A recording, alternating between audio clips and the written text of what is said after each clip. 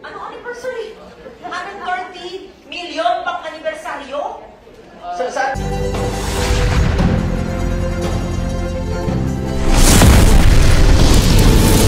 Bibigyan ko kayo ng chance naman to explain. Magkano yung expected or projected yun ang gastos sa anniversary niyo?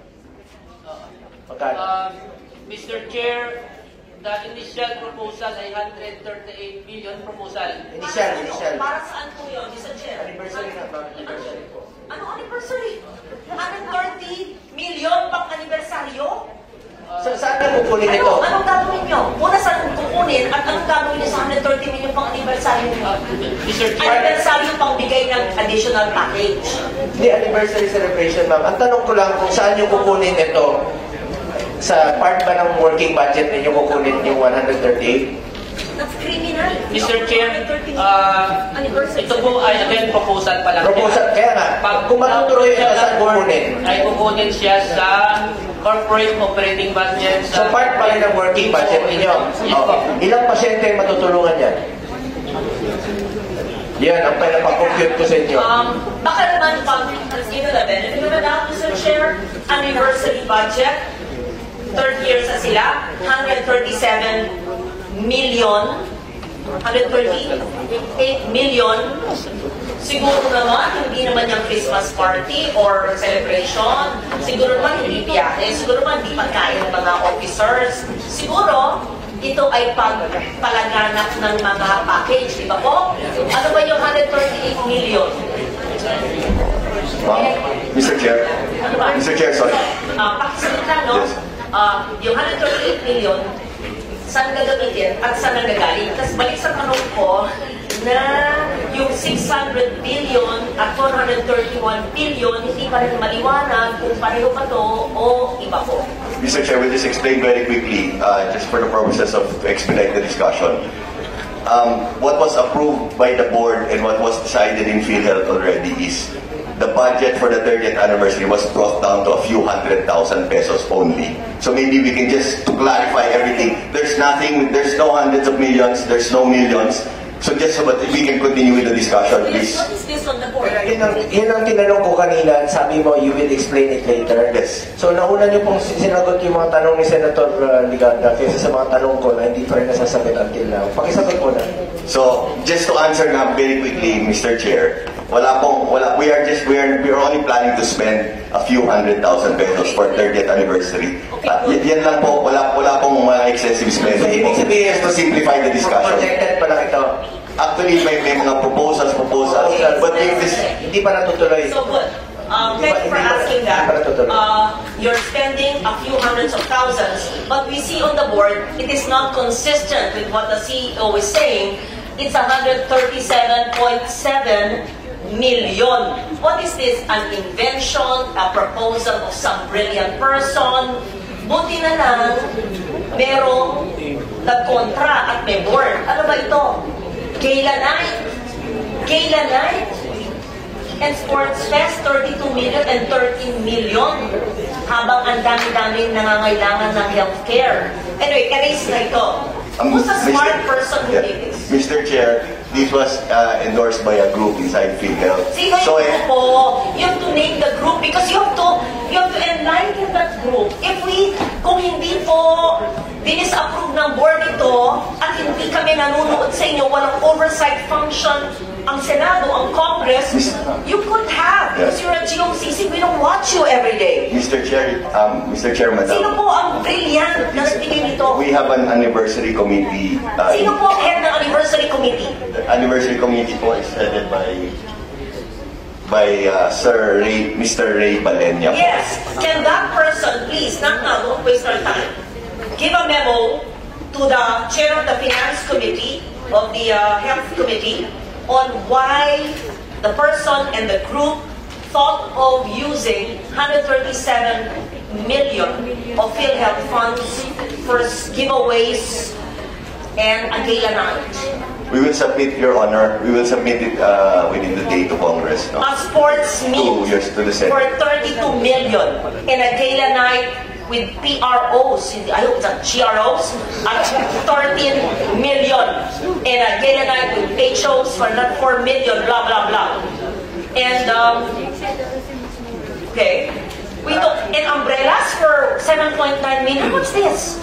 Special tokens in umbrellas. Senator Lawrence, Ma'am, may lang po, no? all of those. Kaya nga, projected o plano niya lang po, kaya tanong ko lang naman po sa inyo kanina pa, kung sakaling natuloy po ito, ilang pasyente po makikinabang dito? Ilang pasyente po ang naghihingalo na matutulungan dito? Ilang buhay pa po ang masasalbar dito? Kaya sabi ko sa inyo, dito sa ating panggobyerno, parati isipin natin, konsensya.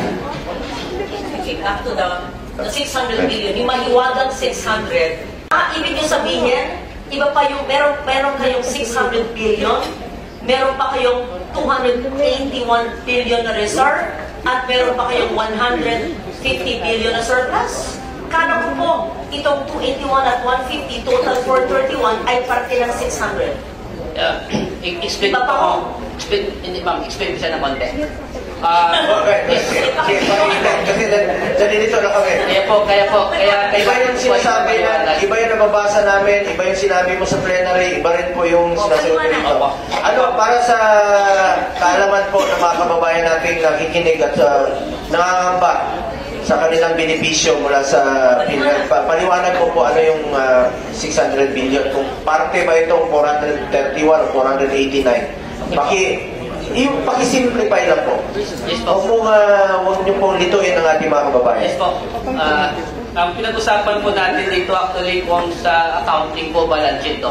Balance sheet, we have the assets equals liabilities plus equity. So this equity, ang pinag-usapan natin na surplus and reserve is part ng members' equity. So sa kabilang right side po siya. Now, ito pong dalawang ito, That's 281 and 150, 431, ha? Opo. Okay po. Okay po. Yung back up nito o sa kabilang banda niya, yung asset po natin, ito yung sinasabi na 600 po. We have as of September 628.2 billion asset, total asset po. When you say total asset, that is cash in the bank. Cash, non-cash, including mga properties po ng korporasyon, Teka. total po to. Hindi. Yung 600 na yan, bigay nyo yung breakdown. So, ibig sabihin, 281 and 150, 431 million, iba pa sa 600. So, meron kayong 600 plus 431. Ha? Saan niyo So, mali kukunin? pala ang balita. Hindi lang pala 600 ang meron kayo. 1 trillion. Ma'am, 1 trillion. Sabihin na nyo. explain ko ma'am. Paki-explain mo na. Explain ko ma'am, Mr. Chair, explain ko lang sa content. Again, 628, babalance ito eh. Because again, the asset should be total to the liabilities and members' equity.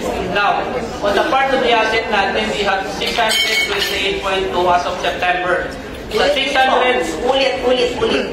Ang pinagsimulan po natin, yung 600 billion na nababasa namin sa pahayagan at nang sinabi po ng DOH na meron po ang PhilHealth. 600 billion cash. Kanina, isang oras na yata tayo, lahat ng kasama nyo, including ang CEO at yung abogado, sinabi na meron daw kayong 281 na reserve at 150 na surplus. Sabi nyo, CEO and attorney, parte ito ng 600B. Sinasabi po kayo ni Mr. Yes, nahiwalay pa ito maliban sa 600B. So, ibig sabihin, ang assets nyo, cash and non-cash, ay 1 trillion. Pakipaliwanag. yes po ma'am, Mr. Chair. Again, ito yung members' equity po, ang backup po niya yung ating assets. Now, sa total assets of 628, yung investment po natin, investment po. Kasi ang ating asset ay classified into two. Ang daming mga ibang piling na gaganap. Quiet mo na, or pakinggan muna natin kung gusto lumabas na lang muna yung magsasalita. Maraming salamat po. Again, ang ating asset po ay dalawa po to. We have current and non-current assets. Now, on the part of our investment portfolio po, ilagay mo sa screen yan. But don't delete. Sige, sabihin nyo, but sana if you can flash it to the screen, you don't need to see our faces.